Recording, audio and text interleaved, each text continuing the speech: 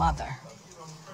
I am a mother to 4 black children in America, one of whom is 18 years old. And when I saw the murder of George Floyd, I hurt like a mother would hurt. And on yesterday, when I heard there were rumors about violent protests in Atlanta, I did what a mother would do. I called my son and I said, "Where are you?" I said, "I cannot protect you, and black boys shouldn't be out today." I come here today to talk about how I feel. And I feel like that we are treated differently than other people. And I don't like how we're treated. And just because of our color doesn't mean anything to me. I believe that...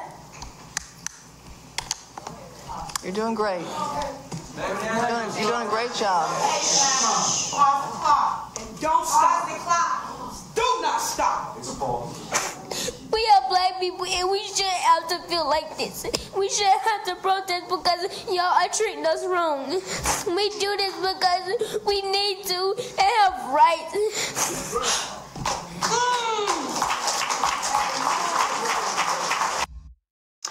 Those are the sentiments echoed by so many in our nation and around the world today. Hello, everyone. Welcome to this iWoman Report. I'm Cathleen Trigg-Jones. The White House is on lockdown. Our nation is in the middle of a war on corona and race. And many in Hollywood, including Taylor Swift, is going head-to-head with President Trump over Twitter.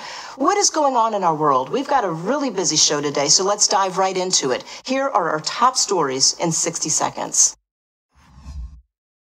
Well, you've seen the unbelievable images. The Secret Service has put the White House on lockdown as fiery protests erupt across the country. At the center of the outrage is the police killing of George Floyd, a black man who died at the hands of a white police officer who pinned him to the ground with his knee for 8 minutes as he pleaded for his life. Protesters are outraged over a tweet by President Trump calling the protesters thugs and stating when looting starts, the shooting starts. Well, the officers involved were fired, and the officer accused of killing Floyd, Derek Chauvin, has been charged with third-degree murder. But outraged protesters, actors, political leaders, and everyday people around the world want to know why he wasn't arrested immediately. A black man was just murdered in cold blood in the streets, stateside, again, while saying that he can't breathe. That's a continuous cycle going on. And although I don't live in the States, but I'm black. That. To watch Mr. Floyd be murdered in a video at a time when we're all so sad to begin with. It's always tragic. It has always been tragic. Why is the man who killed George Floyd not in jail? If you had done it, or I had done it, we would be behind bars right now. And that's a good place for us to start this iWoman Report that is dedicated to getting to the bottom of this civil rights race war that's being waged in our country. People are angry. Why wasn't there immediate action taken against the officer seen pressing his knee against Floyd's neck for 8 minutes while he is heard pleading, "I can't breathe"? Witnesses can be heard begging the officer to stop. Why wasn't that officer and all of his partners in crime who stood and watched and did nothing to stop him arrested? George Floyd was essentially executed, given the death penalty without a trial for alleged check fraud. Whatever happened to innocent until proven guilty? And this is a pattern that we have seen all too often, and that is why people, white and black, are outraged. I want to play a clip by Tamika D. Mallory, a social justice activist who drove all the way to Minnesota with her co-founders of the Until Freedom movement, which sums up what many are feeling tonight. This is not just a few cops doing things across the country. This is not a good cop versus bad cop situation. This is Ahmaud Arbery being shot down by white men on the streets of Georgia. Breonna Taylor being killed in her home. This is in New York City, where we were until freedom. We were just in New York fighting the police officers who, in the name of social distancing, were damn near killing black young people on our streets. This is a coordinated activity happening across this nation. And so we are in a state of emergency. Black people are dying in a state of emergency. We cannot look at this as an isolated incident. The reason why buildings are burning are not just for our brother George Floyd. They're burning down because people here in Minnesota are saying to people in New York, to people in California, to people in Memphis, to people all across this nation, enough is enough. I don't agree with the looting. I don't agree with setting buildings on fire. But as Tamika said, it's just too much. This is a state of emergency. We haven't even gotten over Ahmaud Arbery's manhunt-style execution yet, just a few weeks ago. And why does it take a black man with a Harvard degree, an innocent bird watcher like Christian Cooper, being falsely accused of threatening a white woman walking her dog in Central Park, to finally make the point that a race war is being waged against black men and boys in our country? Please call the cops. I'm going to tell them there's an African-American man threatening my life. At some point, she decided that, oh, I'm going to play the race card, I guess.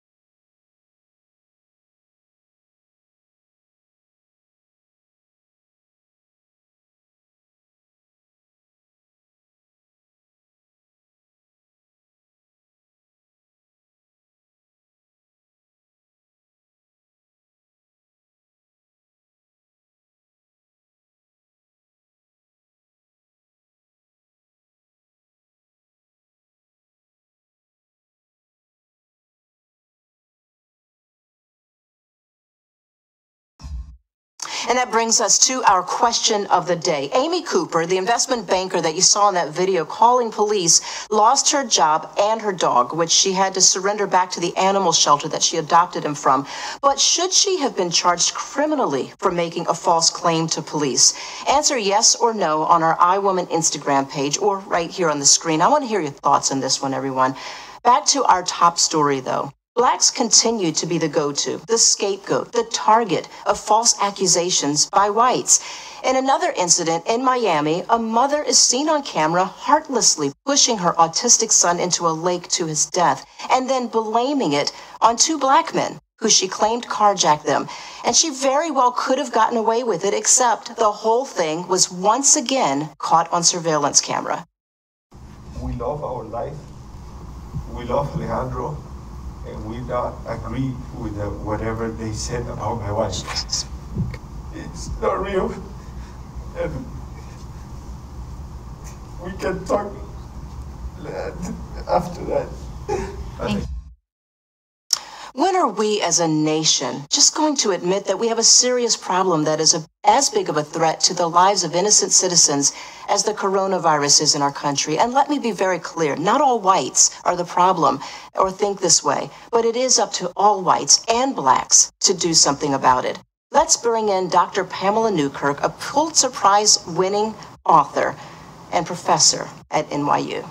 Pamela Newkirk is a professor of English at New York University here in New York City, and she's written a book called Diversity, Inc. This has been a passion and a problem that she has been studying and writing about for many years. So thank you so much for joining us today. This is a really difficult climate that we're in right now as far as race relations. Yes, it's been difficult for quite a while, but it seems like the past week or so, it's sort of like bubbling up in a way we haven't seen for quite some time. It's almost every day. Every single day you wake up, you think that it can't get worse, and then there's another story. You know, there was Ahmaud Arbery. Then right after that, there was the other young man whose name is slipping me right now, who was in his car running from police and got gunned. Oh, that's right. Yeah. And we almost forgot about that because now you have the George Floyd. I mean, there's just been this pile on and with Amy Cooper, and it's all happened in what, a couple of weeks. Yes, right. Why do you think that is? Is this because of the tensions due to Corona and everyone being sheltered in, or is this really due to a bigger problem? I think it's a bigger issue, and I think it's an issue that's long been with us.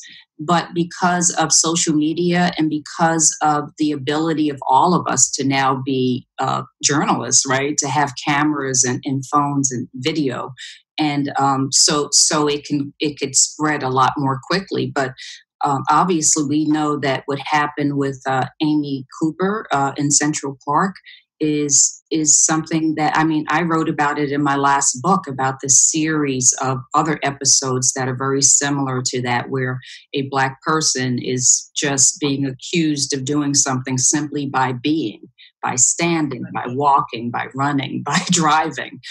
So that's an old narrative that, you know, that's just the latest installment of that kind of episode. And then the same is true with George Floyd. I mean, we've seen, how many times have we seen similar incidents? Unfortunately, there's nothing new about these incidents. The only thing I think that's so striking right now is that we're in a more fraught racial climate due to who the president is. He stoked a lot of these racial tensions that, as I said, had been bubbling beneath the surface all along, and now they're just in full view. And all I keep thinking about is, what if there was no camera, and how many times? Well, how many, right? How many Black men, particularly, are in jail today for something that happened years ago that they were completely innocent of, but you know, there wasn't the video to prove it. Right. It just is. It's heartbreaking. It really is. And I think by the same token, I feel good that we're finally exposing it. It's no longer our imagination. We see these things very clearly. But this is institutional racism. This isn't something, right? No, it's institutional. And I mean, I think that the Amy Cooper episode in particular showed you just how knowledgeable she and many whites are of the way that race operates, because she threatened that I'm going to call the police and say an African-American man was attacking me. She knew by saying an African-American man that already pit the state against this Black man. Right. It was already ingrained in her mind that was even a possibility. I would not, if someone, Black or white, and I have a dog and I walk my dog in Central Park. Right. If someone, I might be a little embarrassed if someone had to call me on the fact that I don't have them on a leash. However, the thought would never cross my mind to call the police on a white man and say, I'm going to call the police and say a white man is threatening my life. The thought would never even cross my mind. And it wouldn't work that way for you, even if it did cross your mind, because race is weaponized in a very particular kind of way. And she knew just how it worked. You know, we had just seen the video of George Floyd, who, you know, the police were called for some, you know, nonviolent incident he was involved in. And, you know, within minutes, his life is snuffed out. And that could have easily happened to the gentleman in Central Park. Right. No question. Well, I have to say, as a mother of an African-American son who I'm about to send off to college, I'm scared to death. Yeah. And I fear, my biggest fear is that I've made him scared, so that our boys really don't even know how to respond. We've gone so far in one direction to teach them what to do if they're ever caught in a situation with police, that they may just very well panic or look suspicious or look really scared. And that's the irony of this. It's that the African-American male, it has been depicted as the boogeyman when they're the ones who are preyed on by society. You know, if you could magically come up with a recipe or a cure to racism, what would that be? I think education. I think this country has failed miserably when we look at the ways in which people of all races are educated about the history and legacy of race in this country. I think if starting in kindergarten, that we were really taught the full history of America with the good, the bad, and the ugly, you know, the contributions of many people over centuries, you know, this sort of lopsided narrative that suggests that everyone else is a taker and whites have like kind of created this utopia and everyone else is just, you know, a hanger-on, when everyone contributed to this amazing mosaic. And I think all of the ways in which America has become America, until everyone kind of shares in this collective history and the knowledge of this collective history, I think we're going to continue to live with the stereotype of race in this country and not with the reality of race in this country. Well, I pray that that we will make education a priority. Thank you so much, Dr. Newkirk. And let's hold that book up one more time. I want to make sure that everybody grabs a copy of Diversity, Inc. Congratulations, and congratulations to your baby girl graduating from MIT. Yay! Thank you so much. Girl power. And good luck to your son in college. Thank you so much. God bless you, and we'll see you again soon. You can see Dr. Newkirk's full interview on our iWoman YouTube channel. As most will agree, change has to start at the top. And Taylor Swift is not afraid to go head-to-head with President Trump, tweeting, "After stoking the fires of white supremacy and racism your entire presidency, you have the nerve to feign moral superiority before threatening violence. When the looting starts, the shooting starts." The pop icon tagged the president in the post to her 84 million followers, adding, "We will vote you out in November." Well, unfortunately, what we are witnessing is a 400-year-old problem in our country that cannot be fixed overnight. It's something when you live in a free world that prides itself on being a democracy, yet only one half of our citizens feel protected. You know we have a serious problem on our hands when people like Denzel Washington feel the need to get out of his car in the middle of a busy street to step between a potentially violent scene between the police and a homeless black man in LA to help avoid another tragedy. Now, the officer that sparked the Minneapolis protesting was arrested, and so were the men who hunted down Ahmaud Arbery like an animal. Okay. But that solves nothing. Why wasn't action taken immediately? Why hasn't the mindset changed? And why is there so much hatred towards black men and boys in particular in our country? And how many other cases and false accusations have ended tragically that were not caught on camera? As the mother of an African-American boy, I join you, Mayor Keisha Bottoms, in feeling sick to my stomach every single time my son leaves the house. We're in trouble, America. And while I'm against all the looting and the violent protesting and fires that we're seeing play out in cities across the country, because I do believe it sends the wrong message, I honestly believe that protesting is needed to wake up our leaders. I pray that some good will eventually come from all of this negativity.